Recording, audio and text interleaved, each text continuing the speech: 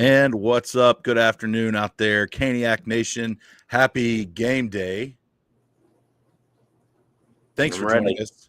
Thanks for joining us for session 75 of Caniacsessions. I'm Griff. And I'm AB. It's been a little bit. Yeah, it has. You weren't here last time. That's right. No, I was not here last time. So, and then we got a special guest joining us here in just a second. He's using the restroom right now, but he'll be popping in here in just a minute. Yeah, so Brandyn should be coming in soon. Then we've got a friend of ours, Jeremy, that's going to be joining us right there with AB. He's going to be live right there with AB. I'm the only one by myself. It's kind of sad. Well, you still have time. How am I supposed to get up there? You could record it on your phone. Yeah, I don't think so. Anyway, yeah, thanks for joining us. We're about what 2.5 hours from puck drop. Yeah, in a big game 4, where, I mean, to be honest, this game 4 being up 2-1 can really kind of either ice the series or make it pretty darn close. Obviously, coming back to Raleigh with a 3-1 lead into game 5 at home, that's almost the dagger, right? Yeah. In the series. Coming back to Raleigh with a 2-2 tie, that's a whole different feel, a whole different, Oh, what we got here? There he is. Yo, what's up? Can you see? Can you see us? Yeah, I see you. What's up, man? How are you? I'm pretty good. How about yourself? Good, man. Glad we could get you on a session here, man. Yeah, I'm glad that y'all are having me. I appreciate it. And I like that hat too. Where'd you get that? I got it from the eye. Yeah, last time I was in here. Yeah. Okay. I like it. I might have to go check that one out. But anyway. Yeah, so we're gonna talk about this game coming up. We're gonna preview it, kind of talk about last game and the letdown that was. And maybe we'll get a lineup. I don't know. I don't see a lineup yet. Team hasn't posted one. They haven't interviewed Rod. I thought we'd have one by now, but we don't. So I'll keep checking periodically. Maybe we'll get one. But anyway, before we get going, everybody on YouTube, go down, hit the like button. Give us a thumbs up. Let's get that going. And I see we got some. We got the chat going already. Ryan Fox said, I beat BTS. Yeah, I don't see BTS. He must not be here today. Oh, you did. That's an achievement. A lifetime achievement award. It is. And then Pops is with us. He says, good afternoon, fellas. What's up, Pops? Ryan Fox again says, let's friggin' go Canes. That's right. Yes. That's right. But yeah, give us a thumbs up, notification bell, subscribe, all that good stuff. If you're listening after the fact on regular podcast form, which kind of, I'm going to do a post game quickly tonight after the game, just so that way there's something on the audio podcast version that you guys can listen to, because you're just going to hear all this pregame stuff and then you're going to watch the game and then listen to it the next day. So I'm going to, maybe if AB wants to join or whoever can, we'll do a quick post game. But if you're listening to regular podcast form, rate us, review us, let us know what you like, what you don't like. Be honest, we don't mind. Also, Caniacsessions promotional partners with SeatGeek. First-time ticket purchasers can log on, create an account at SeatGeek.com, buy your first set of tickets to whatever it is. Doesn't have to just be hockey. Can be baseball, football, comedy, concerts, whatever it is. Use our promo code Caniacsessions.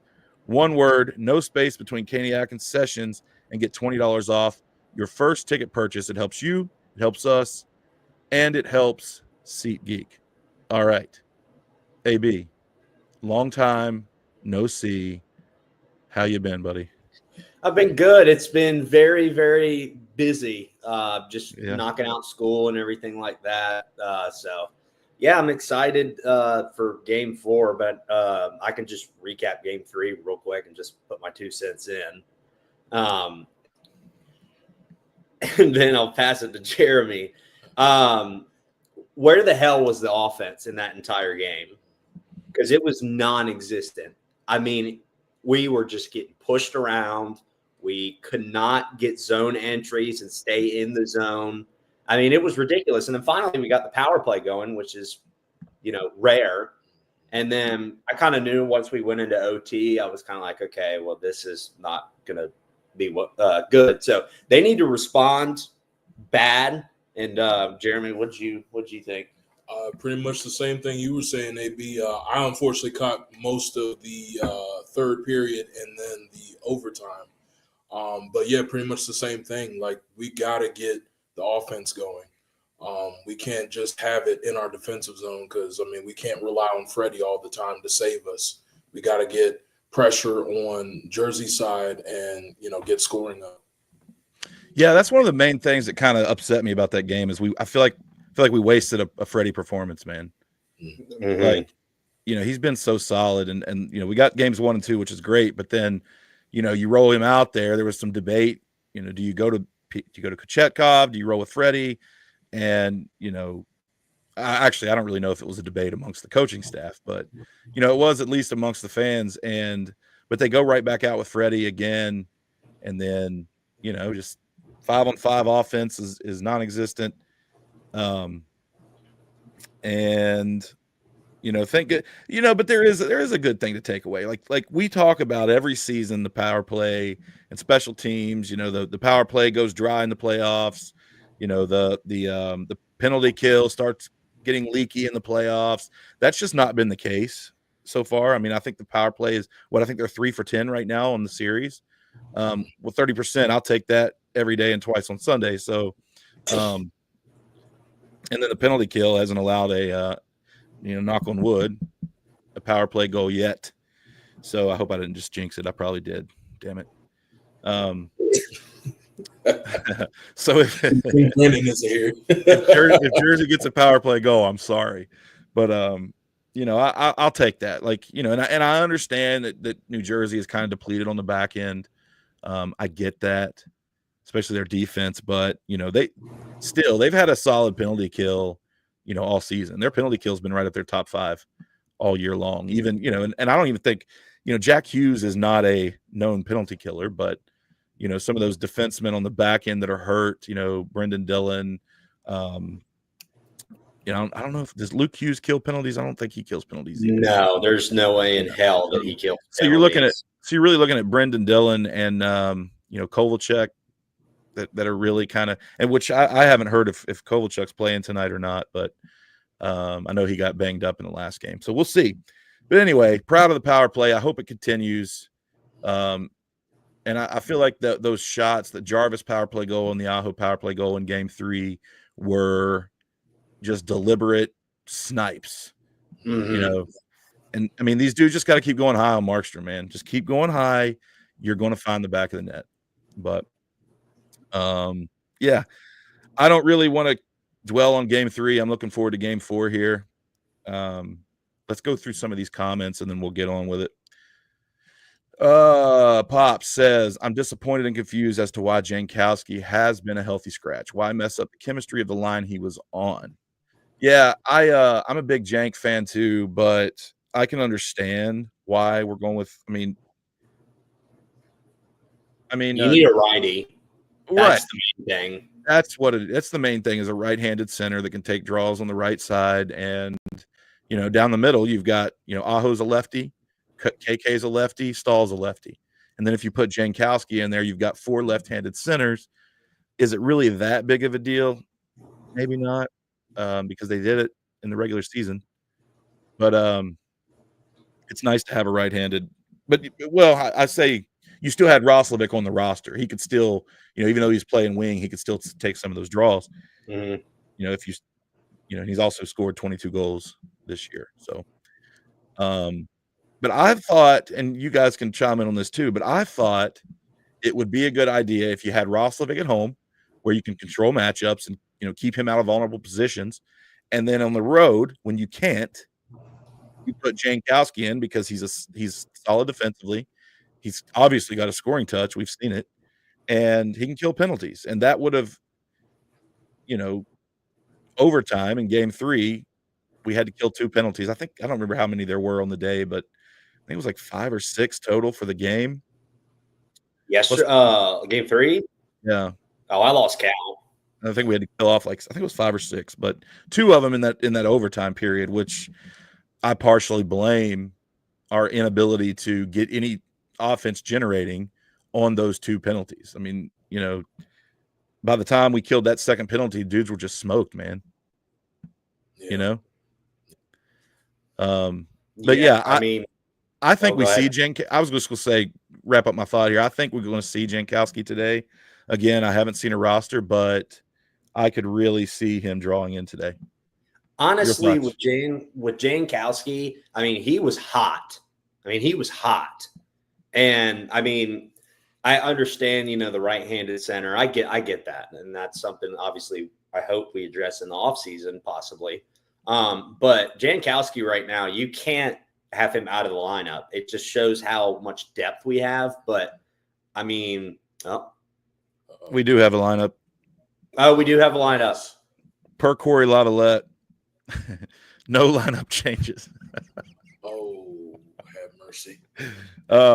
Freddie's going to go. Freddie's going to go. It says no lineup changes. Quote, he gave us the I want the net. And that's all you need to hear, Brandyn Moore says of Anderson. So Brandyn Moore was trolling us all entire time. Well, it's a little bit of gamesmanship, but, no Jankowski tonight. I guess we're rolling. we're rolling with the boys. Well, I just blew up my thought. Jeremy, you want to have anything? Well, my concerns is actually more so on the defensive end. And I actually had a question for you guys, as a matter of fact, to kind of lean on y'all's acumen as far as hockey. What do y'all think about swapping either Burns or Orlov out for Nikishin anytime in this series?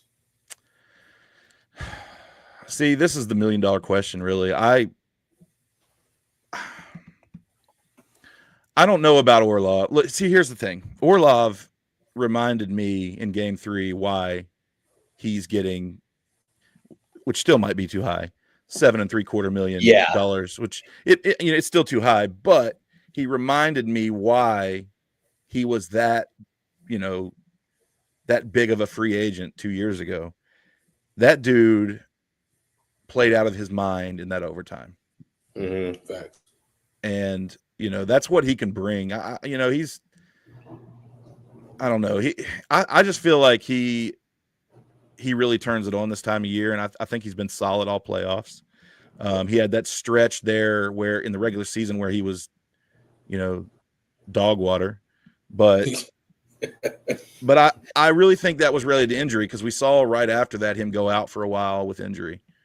But anyway, I'm not making excuses for the dude. I'm just saying. But the thing about Burns is, and I know the guy had a trash game the other day. Well, I wouldn't say the whole game, but points of the game.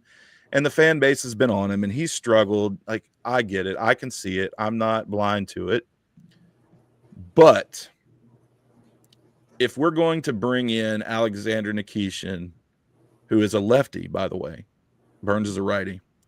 If you're going to bring in Nikishin and start him in a Game 4 in enemy territory in a must-win situation for the Devils, and you're going to scratch Burns, who do you move? Because you're not going to put Nikishin, you're not going to swap him out 1 for 1. You're not going to put Nikishin where Burns normally, you're not going to put him top pair with Slavin. Yeah. Because if he comes in and he's bad, which is a risk. I mean, he could come in and be bad, or he could come in and be freaking lights out. You just never know. First game ever.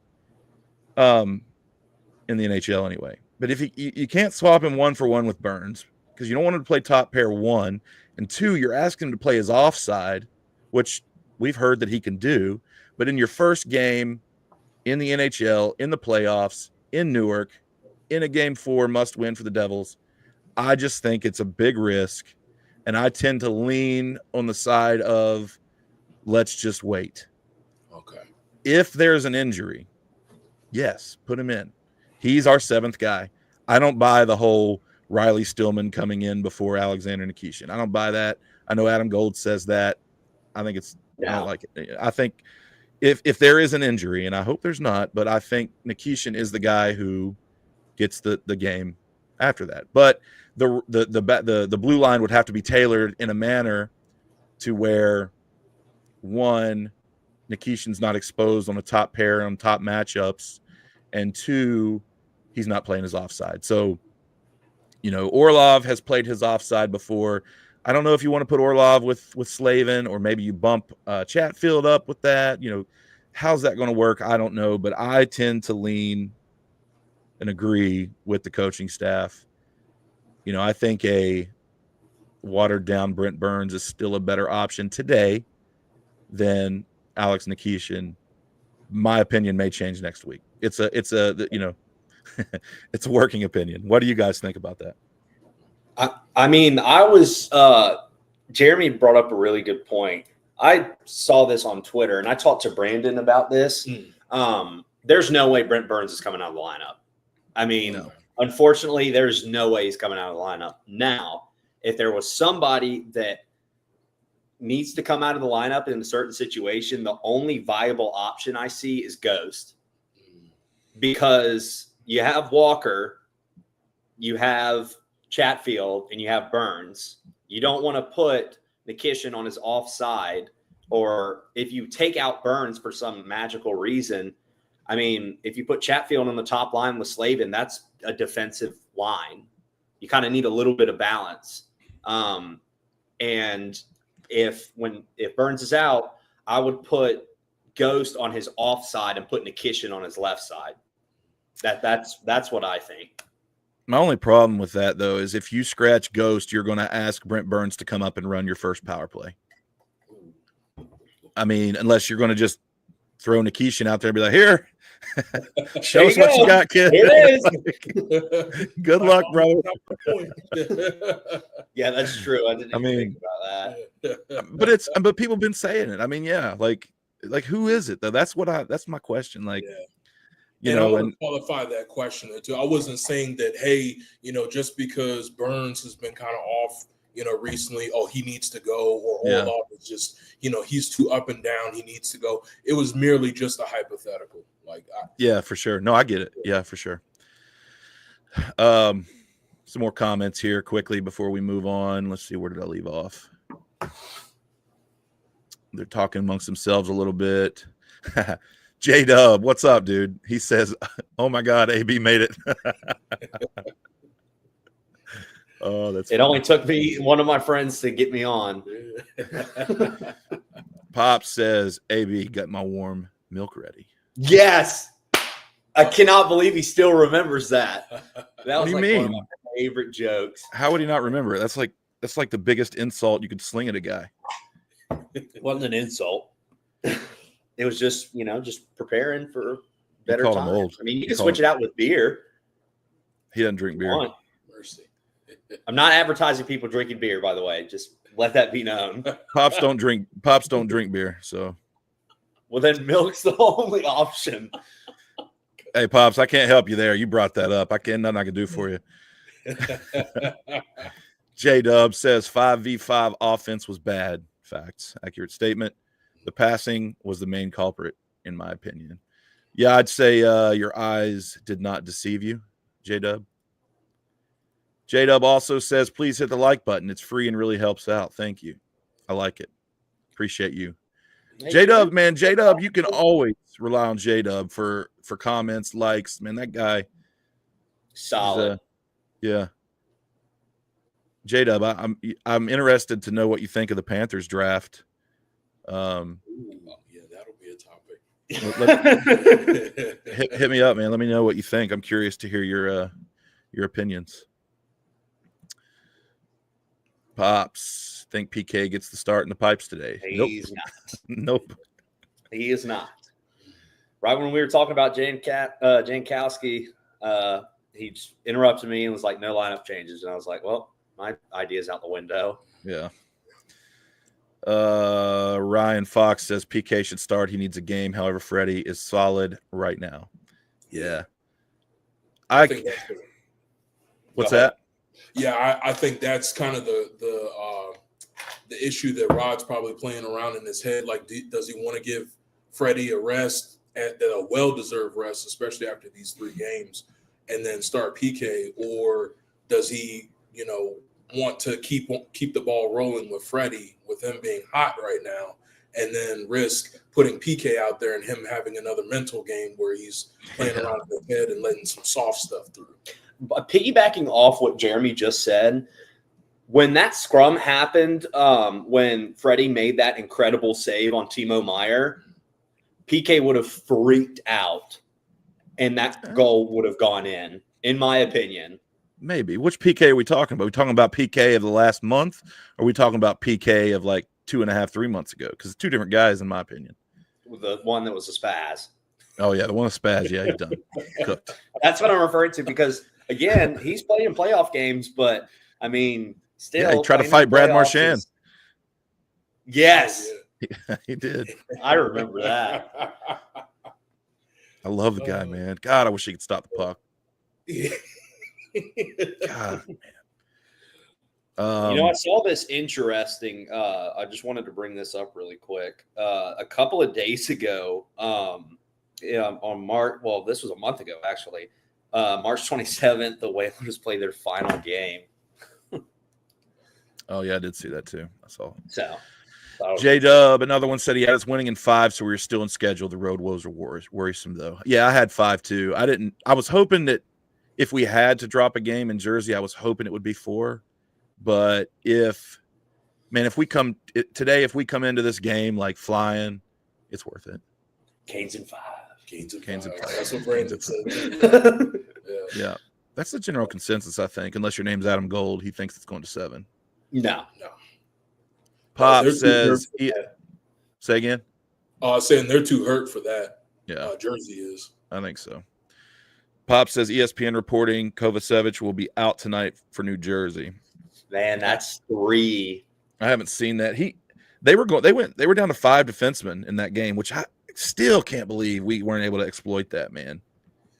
I don't know. Maybe they're dudes just, fed off the adversity. And, sometimes when your back's against the wall and, that emotional uplift from, you know what I'm talking about? Like, yeah, where the adrenaline's popping and the home crowd's there. You're totally, which makes me think, like, does Jersey come out flat today? Because, it's harder, that emotional high that they had. I don't know.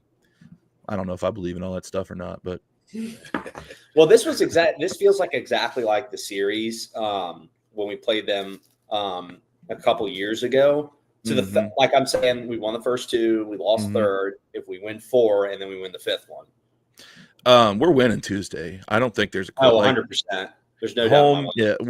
Yeah, but I want to get to. I'd like to end the series in 5. I don't want to go back to Jersey. Take one on the road in order to win. Yep. Kind of piggybacking off y'all's point there too about like the road woes. That's been a story the whole season pretty much, and they gotta find a way. Rod's got to find a way to rally these guys when they're playing on away ice somehow. I don't know if it's like maybe a lineup change here or like maybe getting the captains to kind of say, hey guys, we need to get our ish together, so to speak. But something's got to change because, when we, Brandon and I went to go see the game up in Washington against the Caps, they come out flat. And if they don't see that puck go in the net, it's kind of like, that's it. Yeah. Yeah, that's true. I agree with that. Real quick, I'm going to address this. Pop says, has anyone been hearing this mess that Nikishin's Russian agent has been hinting that he is talking about going back to KHL? Yeah, we saw that. That was 2 days ago that came out. It's bogus. They didn't like the fact. So his Russian agent didn't like the fact that he came to the U.S., came to the NHL, and until yesterday, he technically wasn't signed. So this is a little wrinkle that we just found out about throughout the course of the last week. The Canes never. Oh, what we got going on here in the background? Oh, look who it is! Yeah, it took me a little bit to get here. It's good to see you, bud. What's up, buddy? I'll try if I can move it. Okay. Yeah, get up in there, you guys. Okay. Oh, you get okay. We have to do some moving here for a minute. Sorry about the chaos. It's all right. It's Man Love Sunday. You guys get in there and get close. I was in the Navy, so nothing I'm not used to. It was involuntary, but I did it. Oh, that's funny. That's hilarious. Tilt the there we go. All right. Got the band back together. Yeah, and I'm wearing flip flops today, so I'm waiting on this one to make some comments. Oh gosh. Oh, not the shoes. Don't you worry. You do it for right now. For now. Yeah, until the camera goes off, and next thing you know. Had you been 10 minutes later, then I would have said that that gas pedal don't represent favorable. I'm telling you right now. No, it doesn't. Not around here. Facts. So, inside joke for anybody who didn't quite get that. Yes, hilarious inside joke, might I add. One day I'll explain it, but I'm gonna have to. What do you have with the proof number on it? We'll talk about that another time on my show. Dude, I can't. We're talking about this too. There are no line changes. Dude. So put your 2 cents in. Me and Jeremy already did it. It's a bad idea. For a game like this on the road, I think that after how the last game went, and let's face it, game 2, they were kind of mediocre anyway. Freddie kind of bailed them out a whole bunch, if you ask me. I think Jankowski at least should have been in for this game. I think you need a solid fourth line shutdown guy there to be able to really kind of solidify the way that the Canes play, especially on the road when they don't have last change. Because part of the reason the Canes have struggled on the road so much this season is because when they don't get the matchups they want, a lot of times the game doesn't go as well for them. Jankowski kind of mitigates that significantly on the road. And we can't say that the guy's not scoring goals. He came in and started scoring a whole lot more than I think anybody expected because, Jankowski even getting acquired kind of got lost in the sauce with the whole Mikko Rantanen thing to begin with. Yeah. And by the way, he's got 1 secondary assist. So enjoy that $12 million a season, Dallas. Have fun with that. Hey, Dallas fans are ticked, man. I don't blame them, but I'm also happy about it. I mean, I can't believe that series is 2-2, to be honest. I can't either. But Colorado score yesterday, which is a pretty cool moment. Yes. But hey, I got a segment here in a little bit where we'll talk about the rest of the playoffs. But yeah, just to catch you up real quick, Brandyn, Kovacevic is not playing tonight for the Devils. So that's another defenseman they're down. So no Hughes, no Dillon, no Kovacevic. So Siegenthaler still is back. But yeah, I mean, no excuse, man. No excuse. So we'll see. But anyway, back to this, what I was talking about here is Pops had a question about this Nikishin thing with the Russian agent or whatever. I think, like I was saying, I think the Russian agent is just upset that they negotiated an early release for Nikishin to get out of Russia and come to the NHL. And then when they learned that he wasn't officially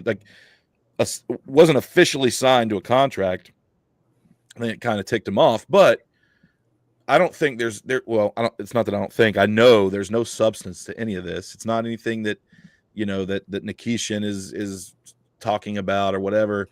He knows the situation, right? The reason the contract wasn't signed is so they had the ability to send him to the minor league to play playoff games with Chicago. As soon as Nikishin signs that NHL contract, he loses that ability. Now it doesn't matter because Chicago is out of the playoffs, right? They lost, they're out, so it doesn't matter. So it gets signed yesterday and it's officially registered with the NHL. So that we can put that to bed. Whether or not we see him this postseason is yet to be determined. J-Dub, real quick, says he will DM you on the Panthers draft after the show. Appreciate the kind words. That guy, for all the viewers out there, J-Dub is a great guy to go to talk about stuff with the Panthers. He really knows his stuff. Nice. Yeah. Keep pounding. Keep missing the playoffs these 2 more seasons probably. Hey, look, man, I'm just saying. It's a work in progress. Pop says AB's house looks like a frat house. Well, you see. Natty bro. I'm glad that we're getting to just loosen up and talk about stuff because I've been so busy the last few days. Yeah, with everything. So you drove from DC to South Carolina, back to DC, back to South Carolina, and now to Raleigh? Yep. Dude. And then I'm going back tonight, and then after that, I have to go do stuff tomorrow in South Carolina. So I'm really happy I don't have a job right now because I would really be hating my life. Bro. But I've had Frank with me the entire time, so that helps. Man, he got to, rides the back seat. That's cool, but you're gonna have to you have to put some new tires on the truck, man, next week. Oh, I already did that right before I left up there. I took Still. Yeah, No, I might need 4 crushies and a splash and go at the rate that this thing's going. All right. So game 4. All right, we hit the lineup. We hit game 3. Just real quick though, Megan, she says she believes Miko is also a -4. Woof. He is. So I'm not the biggest believer in plus minus, but I'm going to make an exception in this case. Miko Rantanen is -4 because Miko Rantanen sucks at defense. That's true. All right, game 4. I want your guys' keys to this game tonight to come out of New Jersey, return to Raleigh with a 3-1 series lead. How do they do it? What do they need to do? Jeremy? Oh, me first? Yeah. Mercy put me on the spot. Let's see. I'll say they need to come out and attack, be very aggressive, because what I've noticed is, especially when Jersey feels like they're against the wall, they up the ante and they do not leave our zone. So they need to attack heavy, especially starting out. They need to give Freddie some help. The blue line needs to make sure that they're keeping those high danger chances low, giving him some breathing room, and making sure they're getting the puck out of there. And thirdly, try and maximize the power play. So far, somehow, we've been pretty good on the power play of recent. If we can continue to maximize that, I think that'll be a key to us winning game 4. Solid. I like it. So I'm kind of at a loss here out of the simple fact they didn't make any lineup changes because the way they played the last 2 games, I know they won one of them and forced overtime, and another is not good enough. It's like if you would have told me that we would have scored 2 power play goals, not a single goal, 5-on-5, and forced overtime the other night, and I didn't watch the game myself, I wouldn't believe you considering the trends that this team has been on over the course of this season. So kind of building on what Jeremy said here, they need to be aggressive. They really need to get pucks in behind New Jersey's defense with all the injuries they have out there. The defense is basically the Utica Comets, Dougie Hamilton, and Jonas Siegenthaler. There's no reason that you don't absolutely abuse that defense. So if you can't get clean injuries, so be it. You're playing against a bunch of inexperienced guys. You can lay the body on them and you can outwork them in their end. And there's no reason Carolina shouldn't walk away from a game like this 3-4-1 or something like that. There's no reason for them to lose today. Game 3 is always the hardest one to win. That's always the case. Game 3 is game 7 before game 7, and they lost that game the other night, which I expected them to. But if they go in there and they play their style and play their way, use their experience to their advantage, there's no reason they don't come out of this game up 3-1 in the series. Yeah, absolutely. AB? I was just going to, again, piggyback off what they said. I was a little frustrated about the dump and chase for a little bit because they did have all 4. They had their defensemen and 2 forwards guarding that blue line, and it made it really difficult for us to get into the zone. But then towards the 3rd period, we started to find our game a little bit, and then that just went away magically. You have to shoot the puck. I felt like there was a lot of passing last game. You have to shoot the puck, and especially Svechnikov. Come on. He's got to shoot. And we said the same thing about Aho, and when he did shoot it, he scored. Aho's got to delete Teravainen's number from his phone. Yeah, I was about to say that they got table syndrome hard right now. Yeah, I have never seen somebody pass up so many grade A opportunities to shoot as Teuvo Teravainen.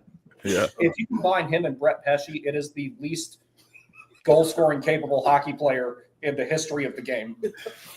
Yeah, no, I agree with all. I think that, and I said this prior to the series, you've got to win the neutral zone with the Devils, man. They're a quick transition team, and if you can disrupt their transition through the neutral zone, you've got a pretty good chance. With the Devils, make them work hard in their own zone, right? And I think, passing's got to be crisp, solid, whatever, tape to tape. Quit trying to pass through people's legs. Quit shooting into their ankles. tape to tape, and clean zone exits, right? And when you're backed up, you're in the defensive zone, get the puck and exit. This stuff I don't know. I feel like the other night in game 3, that there was too much. I don't know. Sometimes you just need to flip the puck out of the zone and then regroup, right? I just think that there was a lot of, trying to clear the puck and then passing it right to a defense or, right to a New Jersey defenseman, and they kept it in and they would, set right back up. And when we weren't doing that, we were icing it.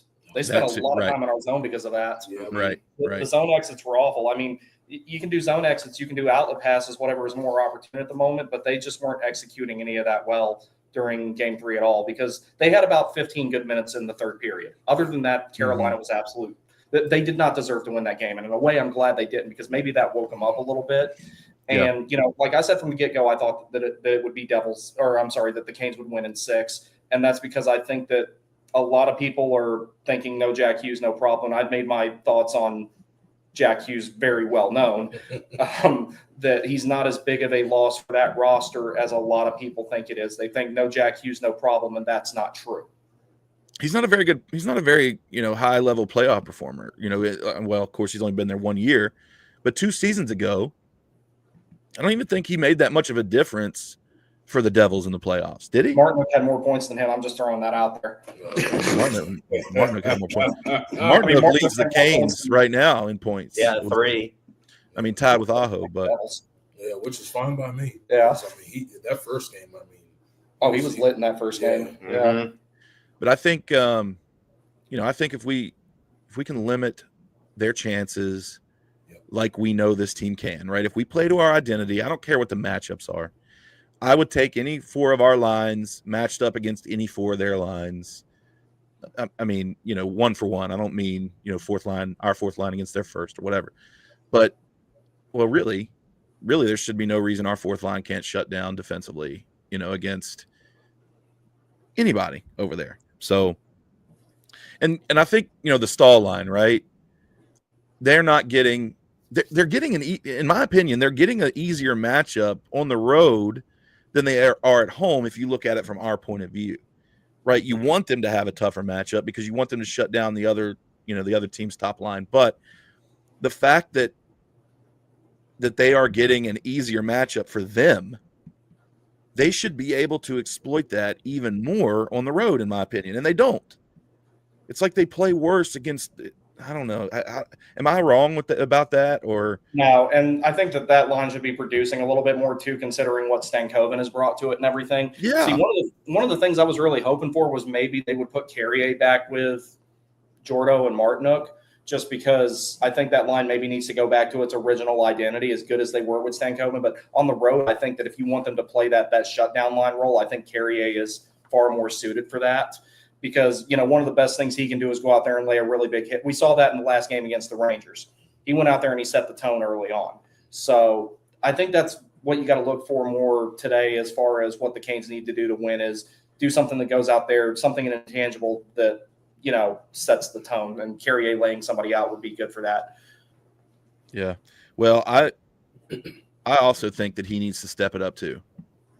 Carrier, because all we've heard about this guy is how amazing he is in the playoffs, and not sure I've seen it yet. No, not yet. So it's time today. So here's the projected lineup per the team. I don't know if this is, from the coach or what, but no changes. Even though we saw changes like at the end of game 3, we're going back to the original set. So Aho, Jarvis, Blake on line 1. KK, Fetch, and Hall on line 2, Stahl, Stank, and Martinook on line 3, then Roslovic with Carrier and Robinson on the 4th line, Slavin, Burns, Orlov, Chatfield, Ghost, Walker, and Mr. Anderson. So,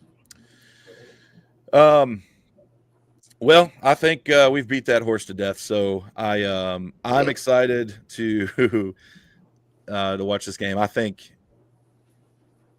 I think fatigue is going to start wearing in with the with the quick turnaround. A late game that didn't end until almost midnight. last in game 3, and then now a 3:30 puck drop. Plus the fact that the Devils that played most of that game with 5 defensemen. Their defensemen totally blew us out of the water in minutes played, especially Pesci, man. That guy is he's stepping up, but fatigue is going to start playing a role. The guys need to finish every single check. Yep.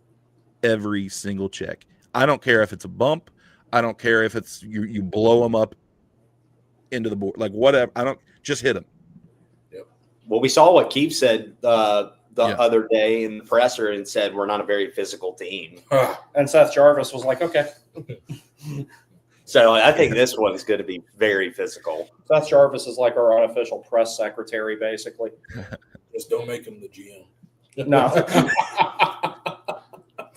No. That was the funniest thing I ever saw. Yeah. Yeah. All right. Yeah. So we'll see. But anyway, around the NHL, what series has really surprised you guys so far? I know that, I know now, I think yesterday after Toronto lost to Ottawa, there will be no sweeps in the first round of the playoffs. 2 days ago when we lost, the Capitals also lost, as well as what series am I forgetting? The Blues beat the Jets, and then the Kings lost to the Oilers. So Game 2. yeah, every team has at least one win now in the playoffs. But if you just look around the league, right, what playoff series has really surprised you guys, if any, or is everything kind of going, to going how you kind of thought it would? I mean, I didn't think the Oilers were going to get beaten so badly in the first 2 games. That's kind of shocked me a little bit because I know what that team can do. Man, the Kings at home, man. The Kings at home. Oh my God. But not really. Nothing really surprised me. Probably Toronto winning 3 in a row. That's probably the only thing that surprised me so far. Yeah, from what I've been able to keep up with, I haven't personally had any surprises really either. So I don't really see any series being, I don't really see any of these outcomes being really surprising at all. I see a couple of them maybe taking a game or 2 more than they were initially expecting. But as far as teams that you're expecting to win, I think most of them are going to. Now, the one I will say, Minnesota should be up 3-1 on Vegas right now. I think Vegas because I got to sit down and watch the third period and most of the overtime of that game. Vegas got handed that game, on a silver platter. Yeah. Minnesota should be up 3-1 right now. So, I mean, my dislike of Vegas aside, they legitimately got handed that game last night. Yeah, I agree. Yeah. And pretty much echoing both of them, I haven't really seen many surprises, but again, the fact that the Kings dominated those first 2 games against the Oilers was kind of shocking to me, considering, the Oilers, just what last season were. Yeah, they went to the Stanley Cup Finals there. They came back from down 3-0. The one thing I will say about the Kings, though, I think they're a more balanced and complete team than the Oilers. If McDavid or Draisaitl stop performing, the Oilers are kind of cooked. Yeah, and their goaltenders hot garbage too. Yeah, when I see people complain about our goaltending situation, I'm like, it could be a lot worse. And if Darcy Kempfer won a Stanley Cup, Freddie Anderson can too. So Absolutely. I know he had Cale Makar and Devon Tays and Nathan McKinnon in front of him, but still, we've got our fair share of good players ourselves. Yeah, agree. I tell you, the one that I've been watching close is the Battle of Florida, the Tampa Florida series, which road teams have won every single game in that series so far. What is it, 2-1 now, Florida. But I've just loved which I'm going to bring this up too, is this Brandon Hagel suspension, right?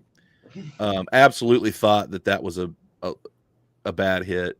Not necessarily for the actual hit itself, but because I don't think there was head contact or anything. I don't really know if the structure of the hit itself was dirty, But the fact that Barkov hadn't even touched the puck was long gone, completely on the other opposite side of the net. And I mean, Hagel just knocks him to freaking Mars, man. And I think I agree. Like, I agreed with the suspension just because, like, there was obviously intent to injure with that hit. But then Tkachuk comes back the next game and lays out Gensel. Just blows Gensel up. But Gensel pops right back up and gets right back in the play. Barkov hit the ice, was carried off, but then he played the next game. And then then Tkachuk doesn't even get a hearing today. And I don't know if I agree with that. I saw that the explanation was, well, Gensel had at least touched the puck. But if you watch that video and you slow it down, Tkachuk doesn't even start to turn on his line to kind of, make his way to Gensel until after Gensel already gets rid of the puck. It was long gone when he made contact. 100%. Yeah. So, I mean, I don't agree with adjudicating a hit based upon the result, right? Like, I don't agree with, oh, well, Barkov obviously had to be carried off, so that's got to be a suspension. Or, oh, well, Gensel was fine. He played. He finished the game. That's not a suspension. I don't agree with that. That you adjudicate a result or a punish the action, not the result. There you go. Thank you. Appreciate that. I needed that help. Thank you, Trip Tracy. Oh, did he say that?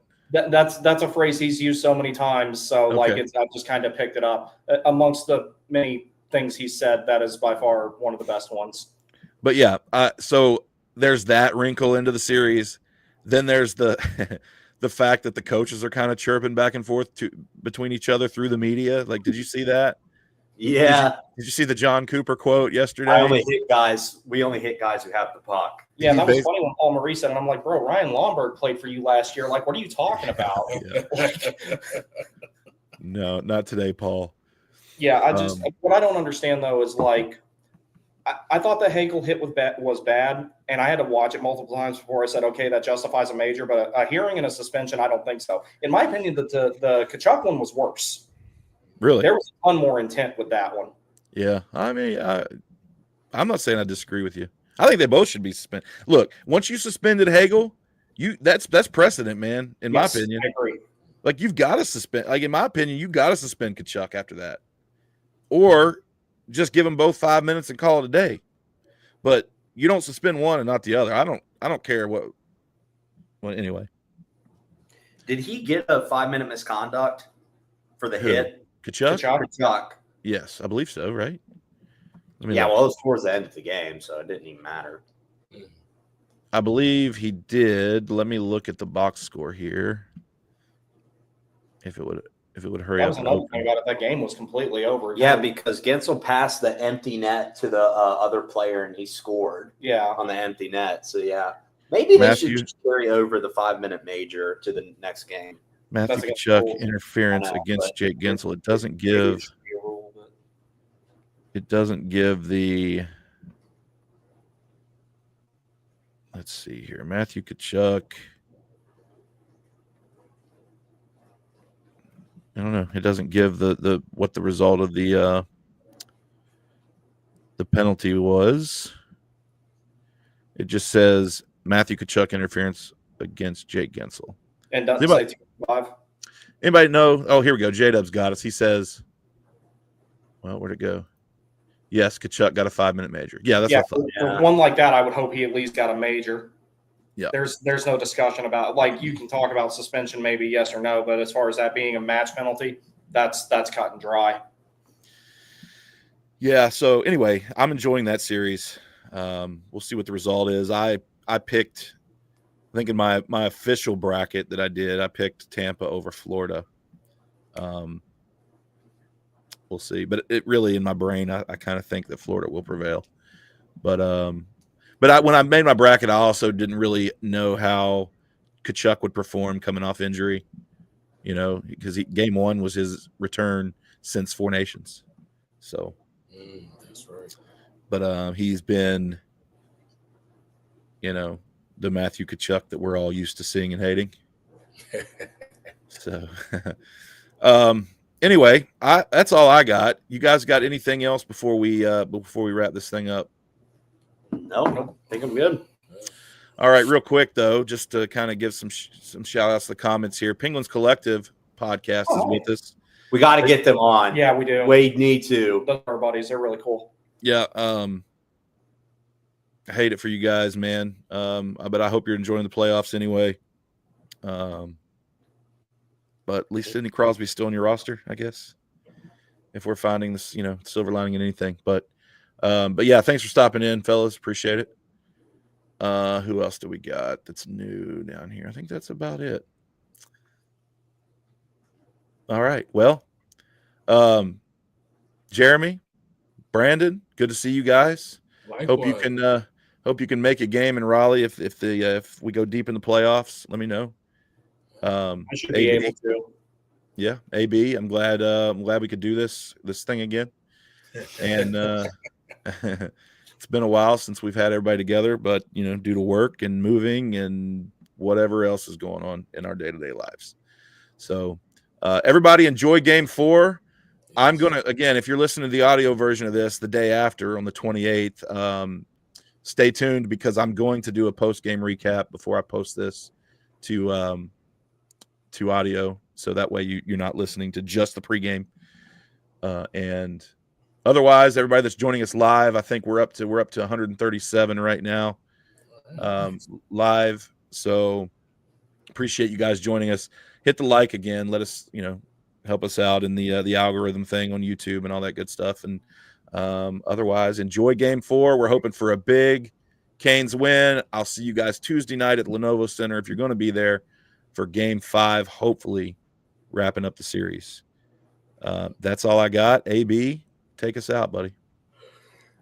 Thank you so much for listening and watching part 1 of session 75. If you haven't already, leave a comment, subscribe on our YouTube, click the notification bell so you don't miss anything that we put out, and follow us on all of our socials at caniacsessions. If you want to keep up with Brandon on YouTube, it's the Warning Take. The same thing on X. And if you want to keep up with Griff personally on X, you can follow him at M_Griff10. But if you want to keep up with me on X personally, you can follow me at AB Caniacsession. Thank you so much for listening and watching session 75, and we will see you in session 76. Bye.